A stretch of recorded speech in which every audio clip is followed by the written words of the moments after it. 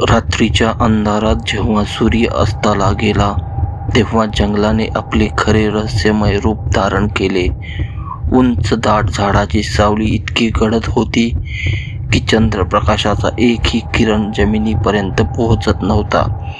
पानाच्या सळसळीतून आणि वाऱ्याच्या झुळझुळीतून अनोळखी रहस्यमय आवाज येत होते. जुन्या कथांनुसार काही अज्ञात शक्ती किंवा निसर्गाचे अद्भुत रूप त्या जंगलाचे रक्षण करत होते.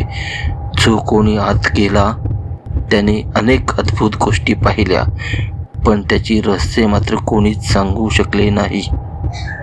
मी आणि माझा मित्र एका शनिवारी 3 वाजता माझा मित्र धनाजी मानेच्या गावी पोहोचलो.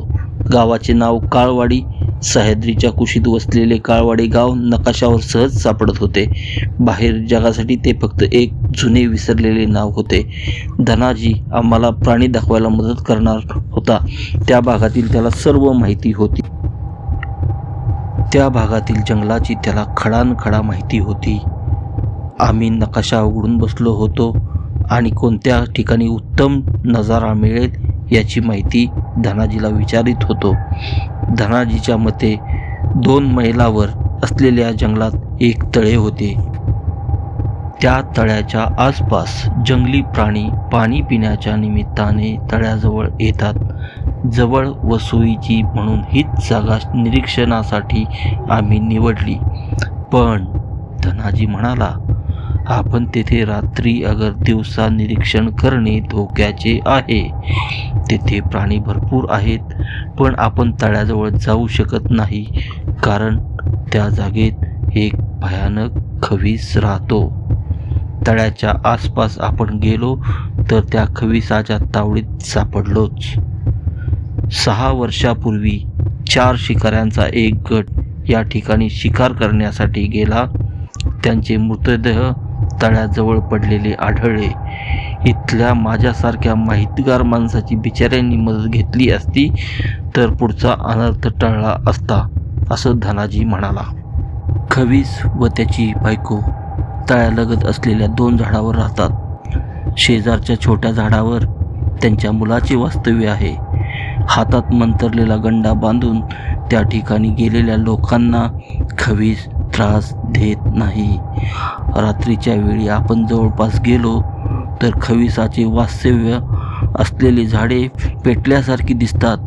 दिवसा तो व त्याचे कुटुंब जंगली जनावराचे रूप घेऊन तळ्याच्या आसपास फिरतात. जर एखाद्या शिकाऱ्याने असे रूप घेतलेल्या जनावराला गोळी मारली तर जनावर मरत नाही तर मारणाराच मरतो. अशा तऱ्हेने अनेक शिकाऱ्यांनी आतापर्यंत आपले जीव गमावलेले आहेत. या ठिकाणी रात्रीसुद्धा एवढा प्रकाश असतो की रात्र व दिवस यातील फरक कळून येत नाही. हा प्रकाश खविसाने वास्तव्य केलेल्या झाडातून बाहेर पडतो. गूढरम्य व अंगावर शहारा आणणारी ही गोष्ट ऐकून त्या बाजूला आपण जाऊ नये असे माझे मित्र म्हणाले. पण मी हट्ट धरल्यामुळे दुरून का होईना पण खविसाचे झाड दाखविण्याचे धनाजीने कबूल केले.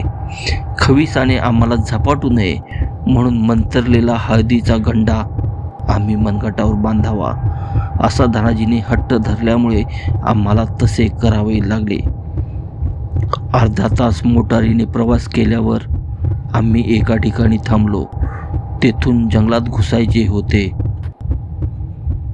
सुरुवातीला खवीस व त्याची बायको याच 2 झाडावर राहायला लागली.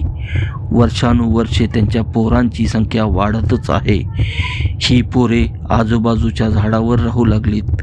रात्री नाहीच नाही पण दिवसा देखील हे खविसाचे कुटुंब कोणालाही इकडे तिकडे फिरकू देत नाही, धनाजी सांगत होता. मला जवळ जाऊन ही झाडे पाहायची होती, पण धनाजी व माझा मित्र लक्षा एक पाऊल देखील मला पुढे जाऊ देणार. माझा नाईलाज झाला. शेवटी दुसरीकडे जाऊन आम्ही एक अस्वल व एक ससा बघितला. पहाटेचे 2 वाजायला आले होते. सूर्य उगवल्यावर लक्षा, धनाजी व मी दिवसा ही झाडे कशी दिसतात ते पाहण्यासाठी परत त्या तलावाजवळ गेलो. मात्र रात्री पाहिलेली ती प्रकाशणारी झाडे आम्हाला ओळखू येईनात.